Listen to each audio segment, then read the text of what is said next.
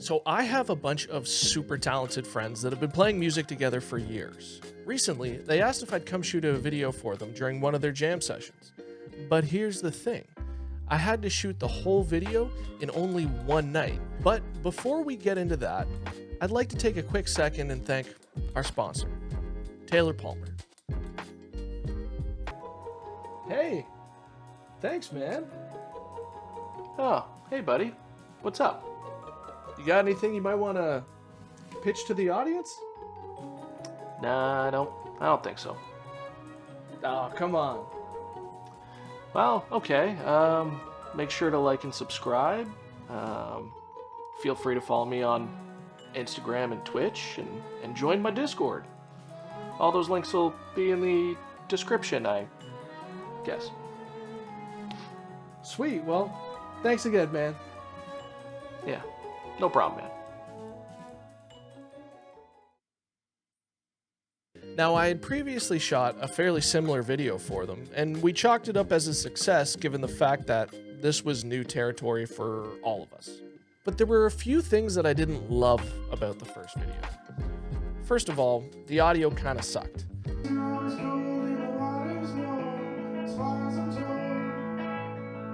Now, even though I was recording on an external recording device and not the internal mic in my camera, the room acoustics were absolute garbage. And the visual quality and color was different from shot to shot because I was filming on two different cameras. One being my old Canon SL2 shooting at 1080p, and the other being my Sony a7 III shooting in 4K. Up until this point, I hadn't really had a lot of experience shooting 4K, and I wasn't completely convinced that there was a huge difference between 4K and 1080p, especially for mobile viewers. But as soon as I started editing the footage, I could tell there was a world of difference. And let's be honest, I'm not a professional colorist, so matching colors from two separate cameras and creating a stylized look for the finished project was a nightmare, and it took me forever to even get close. So keeping those things in mind, I decided to shoot everything on the a7 III, as well as bring a new piece of audio equipment with me that would hopefully give us good, clean audio for the final project. So let's get into it. Now, as a one-man film crew, I gotta say this is easily what I hate the most, and that is tearing down and loading up. Now, I don't have all the gear in the world, but the gear I do have, I use pretty much all the time. Most of what I'm going to use for this shoot, I used to stream over on Twitch. And I have this gear all set up at my desk in a semi-permanent position. So when I do go shoot something that has a little bit more production value than just a vlog, I tear that setup down. I have to load it up, take it to where I'm shooting, set it up again. When I'm done shooting, tear it down again, bring it home, set it all up again, and it's a little bit of an arduous task. So, for this shoot, I decided to bring along my Rodecaster Pro 2 to record the audio for the video. This is a pretty tight piece of kit, and it should allow me to record the audio directly from the PA system and mic up the drum kit. We have test run this once before, and I know it's going to be miles better than what I used last time, which was just my Zoom H1N to record the ambient room audio.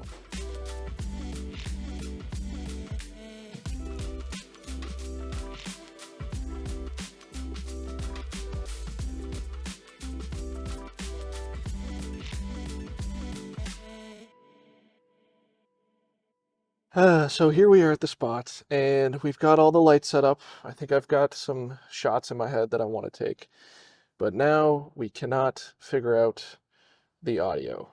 Last time we were here, we were able to run the PA into my Rodecaster Pro 2 and get clean audio, and none of us can remember how we did that from the PA. So it's taken all of us to troubleshoot this, and hopefully we can start. Worst case scenario, we're going to have to use external condenser mics and just pick up room audio and just do it that way. Not how I imagined it, but we'll have to make it work.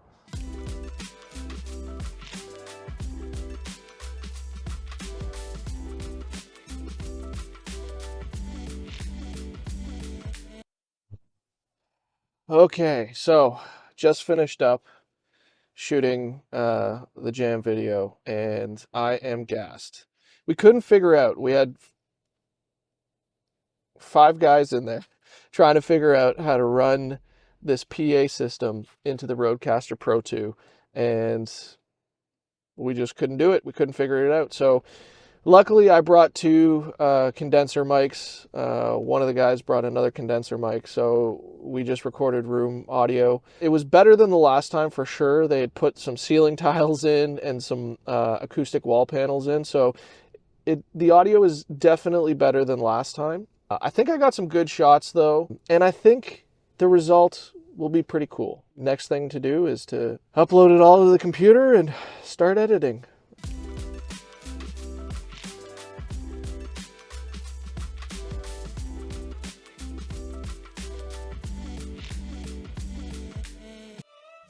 So, we were never able to figure out our audio issue, but that's okay because it really was way better than the first time I tried to record them.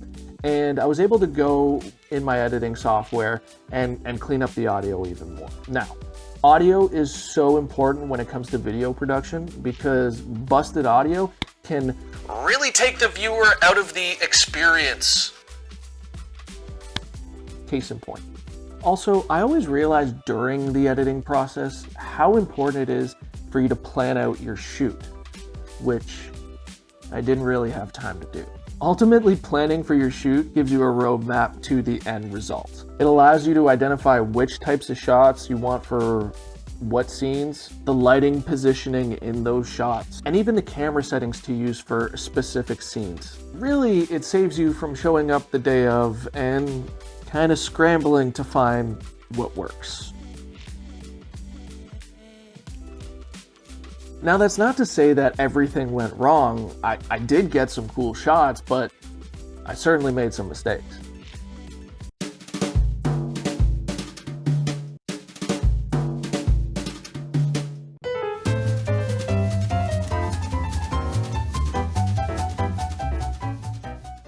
Sorry, I had to take the pooch for a quick scoot there. One thing I wasn't crazy about in all my shots was shooting with my aperture wide open for the entirety of the shoot.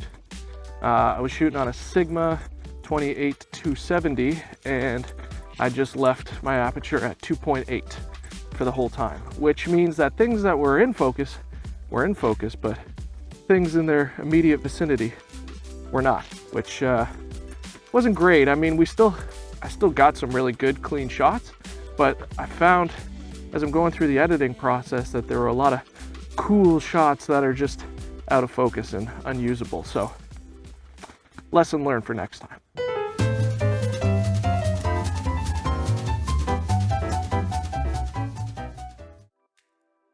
And when using my gimbal, I kind of limited myself to a 50mm focal length on my lens, which gave me a fairly tight shot all of the time.